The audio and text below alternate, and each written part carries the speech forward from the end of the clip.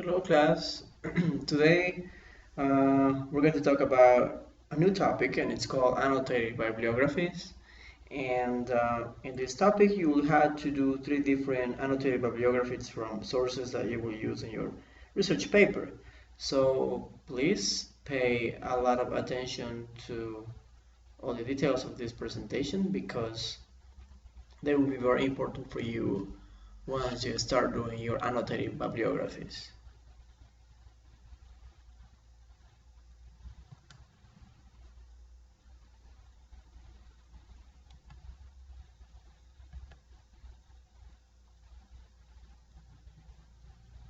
Right, first thing first. Um, what is annotated bibliography? So an annotated bibliography is some kind of summary from an article that you will use in your research paper. But it's not just a simple summary. In this summary, you are required to analyze the article. That is to say, not only providing the most important points of the article, but also the ones that are relevant, as well as the central theme of the text. The other thing about the annotated bibliographies is that you will need to include a description of why you decided to go for this article. In other words, you should explain how this article will support your thesis statement, your argument. Last but not least is that this summary should have an approximate 150 words. So I would say it has the size of a decent paragraph, more or less a decent paragraph. Well, the next thing about annotated bibliographies is how they actually look in real life. Well, it has two main sections. The first one is the entry or citation, which is exactly the same as the ones we use in a reference section of a typical paper, no? The second section is the annotation itself. This annotation includes, of course, the summary of the article and also the reasons why you chose that article. So let me pull up an example that I have here in a Word document. And there you go. Well, this example has three sections, no? It has three colors. I did it that way so that you can easily recognize the three different sections of this annotated bibliography.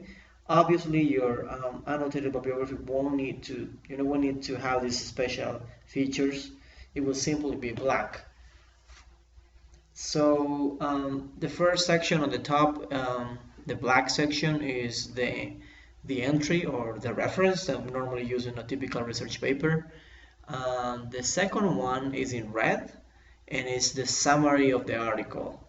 That is to say, sorry about this, in this section you will provide the most important points as I said before, but also identifying the author's point of view and the theme of the article. The last section is the green section, and in this section you're going to provide a description of why you chose this article as part of your research paper. In other words, how this article supports your thesis statement. You realize also that in the article it has, the annotated bibliography has some words in purple. Well, these words are verbs that replace the typical verbs say or tell. So it's better if you incorporate these verbs in your writing so that your writing looks more academic. Let me go back to the other section in the presentation.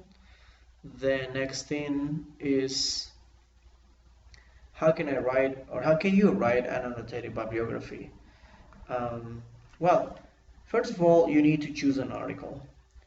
You certainly can choose one of the articles from the response essays that you did the other day in class so that you have one less thing to do. Remember, you have to do 3 annotated bibliographies, but the article that you did from the response essay, if you're going to use it here, then it has to be related to the topic. Otherwise, it doesn't make any sense. Second of all, you obviously have to read the article, but not just reading by reading, but actually analyzing the article.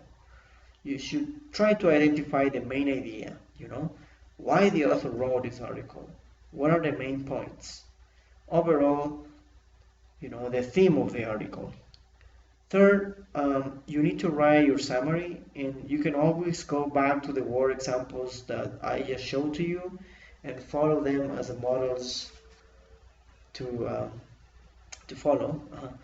Last but not least, you will have to provide an explanation of why you chose this article and what makes this article valuable for your research paper.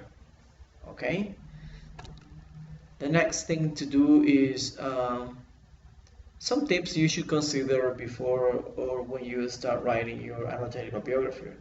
The first one is that you should understand that the purpose of your annotated bibliography is to inform the reader about the importance of the articles you will be using in your research paper. Don't forget, inform the reader. In this case, the reader, it's me, mostly me, although you'll be publishing this in your e-portfolio and the reader will be anybody who accesses the internet. Try to provide the reasons why these articles are relevant for your research and how do they support your thesis statement. The other thing to clarify is that an abstract is not necessarily an annotated bibliography. As Michael Eagle says, abstracts are entirely descriptive summaries, whereas annotated bibliographies are descriptive and critical. They expose the author's point of view. So when you write the summary, make sure you include the author's perspective. That's what it makes a difference between an abstract and annotated bibliography. Last but not least, you should have it very clear that the reasons you are using the article must be valid reasons. So you're just not picking an article because it has a nice topic that looks cool for your writing, or it has nice pictures. No, you should try to use an article that actually supports or enhances your thesis statement, that supports your argument of your paper. Having said that, thank you very much for watching this video, and if you have any questions, do not hesitate to ask me, and if you don't understand something, you can always watch the video again and pause in any part that you didn't understand.